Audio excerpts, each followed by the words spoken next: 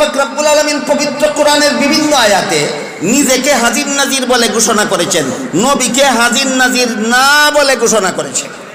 হাজির নাজির রাসূলুল্লাহ হাজির নাজির না। তো রাসূলুল্লাহ মদিনার রওজা মুবারকের বাউন্ডারির ভিতরে আছেন, তার থেকে হুজুর বের হতে পারে না। অথচ কোরআন শরীফে আল্লাহ পাক বলেছেন আন-নাবিয়্যু আওলা বিল মুমিনিনা মিন আনফুসিহিম। আল্লাহ পাক বলে আমি নবীকে আমি ইমানদারের জানের চেয়েও অধিক নিকটে দিয়েছি।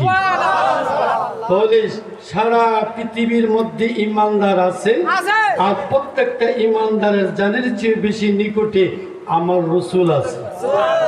ওয়ায়াকুনা রাসূলু আলাইকুম শাহীদা। আল্লাহ বলেন হে হাবিব, আমি উম্মতের জন্য আপনাকে সাক্ষী নির্ধারণ করেছি। তো সাক্ষী কি? রাসূলুল্লাহ উম্মতের সাক্ষী। তাহলে সাক্ষীদাতার কাজ কি? কাছে থেকে পর্যবেক্ষণ করা, ঠিক কিনা? এই জন্য প্রত্যেকটা উম্মতের কাছে আমার রাসূল হাজির ও নাজির, ঠিক কিনা?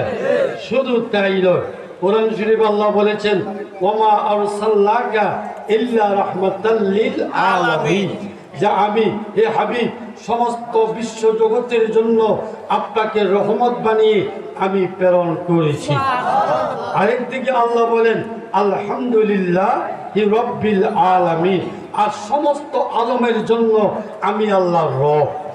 তাহলে আল্লাহ যেখানে আমার নবীও সুবহানাল্লাহ বলেন, আল্লাহ আমাদের মাঝে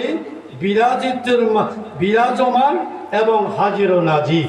তত্র রাসূলুল্লাহ আমাদের মাঝে হাজির ও নাজির, ঠিক কি না? সেই রসুল যেই দিকে আল্লাহর কোরআনও সেই দিকে, রসুল যেই দিকে আমার আল্লাহ সেই দিকে, আমার রসুল যেই দিকে আহলে বাইতে রসুল সেই দিকে, আমার রসুল যেদিকে সাহাবায়ে কেরাম সেই দিকে, আমার রসুল যেদিকে আল্লাহর ওলিগণ সেই দিকে, আমার রসুল যেদিকে আল্লাহর জান্নাত সেই দিকে। এই জন্য হাসরের ময়দানে রসুলের ইঙ্গিতে, রসুলের শাহাদাত মুবারকের ইঙ্গিতে জান্নাতের দরজাগুলো খুলে যাবে, আর রসুল সমস্ত উম্মতদেরকে নিয়ে সেই জান্নাতের মধ্যে প্রবেশ করবে, ঠিক কিনা? হাজিরিন, হুজুর কাবলা চলে আসছে, আমি দীর্ঘ বক্তব্য